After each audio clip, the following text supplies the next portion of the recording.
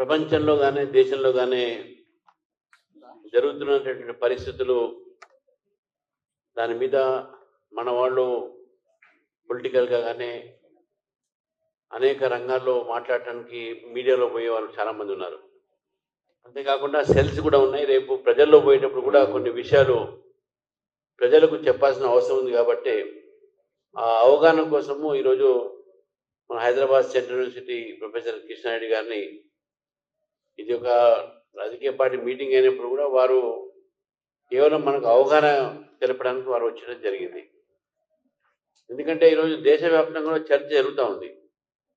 ప్రధానమంత్రి గారు హైదరాబాద్లో బహిరంగ సభ దాంట్లో మాట్లాడిన మాటలు రాజకీయం కన్నా ఎక్కువ సామాజికమైనటువంటి కోణం ఎక్కువ ఉంది, ఆర్థిక కోణం ఎక్కువ ఉంది. దాంట్లో సోషియో ఎకనామిక్ రీజన్స్, దానికి కారణాలు ఏంది అనేది గతంలో మొన్న కూడా నేను ప్రెస్ కాన్ఫరెన్స్ చెప్పడం జరిగింది.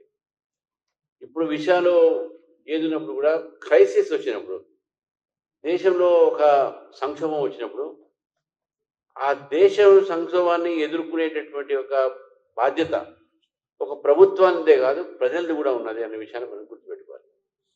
ప్రభుత్వాలు నడిచేదే ప్రజల ఒక ఆమోదంతో. కాబట్టి ప్రభుత్వాలు ప్రజల కోసం పనిచేయాలి. కాబట్టి ప్రజలు కూడా ప్రభుత్వాన్ని సహకరించాల్సిన అవసరం కూడా ఉంటుంది.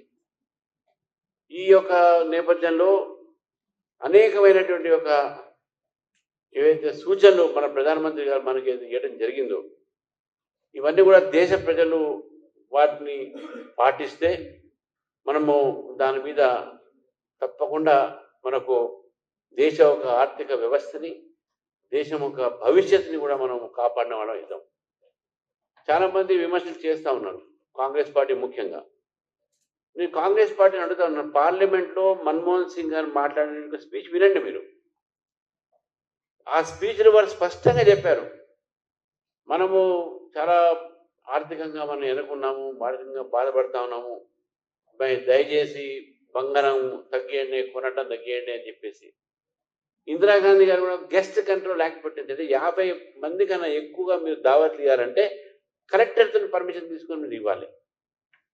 సో అవన్నీ చేసినటువంటి ఒక ఈ ఆస్టిరిటీ మెజర్స్ కానీ ఇప్పుడు ప్రధానమంత్రి గారు మాట్లాడే మాట్లాడుతున్నా మిగతా దేశాల్లో ఈరోజు పరిస్థితి బాగలేదు. మన దేశంలో ఇంకొద్దిగా మనం ఇంటాక్ట్గా ఉన్నాం, ఎందుకంటే ఫాస్టెస్ట్ గ్రోయింగ్ ఎకానమీ కాబట్టి ప్రధానమంత్రి గారు ఇచ్చిన సూచనలు ఏవైతే ఉన్నాయో అవన్నీ కూడా పాటించడానికి ముందు వారే పాటిస్తూ ఉన్నారు. మనం కూడా పాటించాలి. మనం పాటించేది మీద వారు కాన్వాయ్లో బండ్లు తగ్గించారు. అంటే బండ్లు తగ్గగానే పెట్రోల్ సేవ్ అవుతుందా?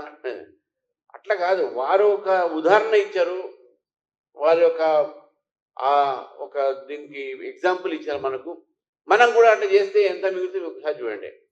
ప్రధానమంత్రి గారు 10 కాలు తగ్గిస్తే ఇక్కడ రేవంత్ రెడ్డి గారు కూడా 2 కాలు తగ్గించుకున్నాడు. మొత్తం దేశంలో మంత్రులందరూ తగ్గించుకున్నారు, ముఖ్యమంత్రులు తగ్గించారు, హోమ్ మినిస్టర్స్ తగ్గించుకున్నారు. కాబట్టి ఎన్ని వాహనాలు ఈరోజు డీజిల్ పెట్రోల్ లేకుండా పోతుంటే ప్రజలు కూడా ఆ ఒక దారిలో వెళ్తే అవసరం ఉన్నప్పుడే మనం వాడాలి అనేటటువంటి ఒక ఈ యొక్క ఏదైతే ఆలోచన ఉందో మనందరికి రావాలి.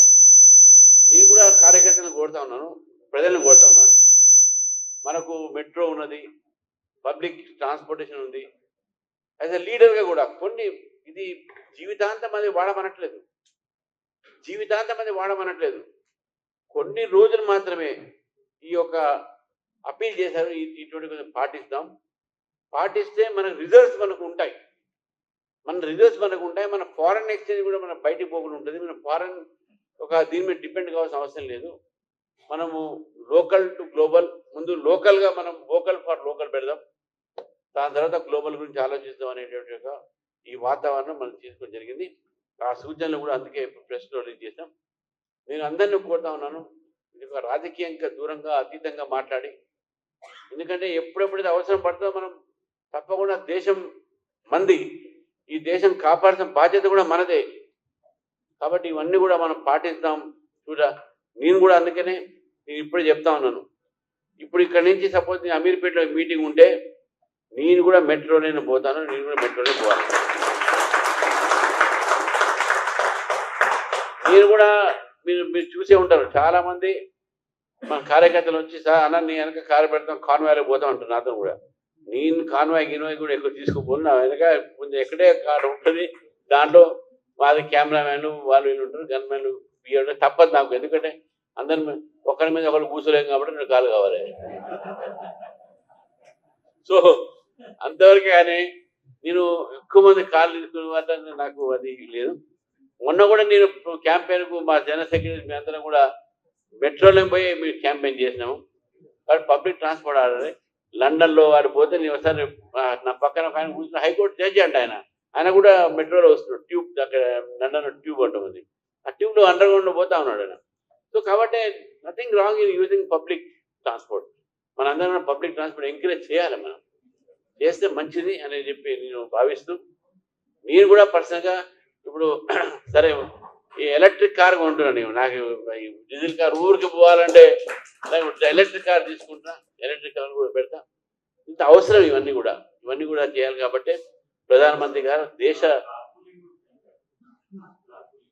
కార్ పుల్లింగ్ కూడా మంచిగా బ్రహ్మాండం. ఇప్పుడు ఐటీ ఎంప్లాయీస్ చాలా మంది కార్ పుల్లింగ్ పోతారు, ఒక కార్లో 40 కలిసిపోతారు. మా అమ్మాయి కూడా ఐటీ కంపెనీ చేసినప్పుడు కార్ పుల్లింగ్ ఉండే, ఒక 3 బయట నుంచి అక్కడ వచ్చేది, ఇటు నుంచి వాళ్ళు వెళ్ళిపోయేది. సో కార్ పూలింగ్ కూడా మంచిది, చాలా మంచిది. దయచేసి అందరం కూడా మనం ఆ ఒక పాటించాలని చెప్పి పాటిస్తారని చెప్పేసి కూడా మీ అందరికి తెలియజేస్తూ, దేశభక్తి అంటే మన వారు చెప్పారు, మన ప్రాణాలు ఇవ్వటమే కాదు, మనం జీవించి కూడా దేశానికి మనం సేవ చేయొచ్చు, సేవ చేయాలి. ఇది ఒక దేశ సేవగా మనం భావించి ప్రధానమంత్రి సూచనలను కూడా పాటిస్తారని చెప్పి నేను తెలంగాణ ప్రజలను కోరుతా ఉన్నాను. ధన్యవాదాలు.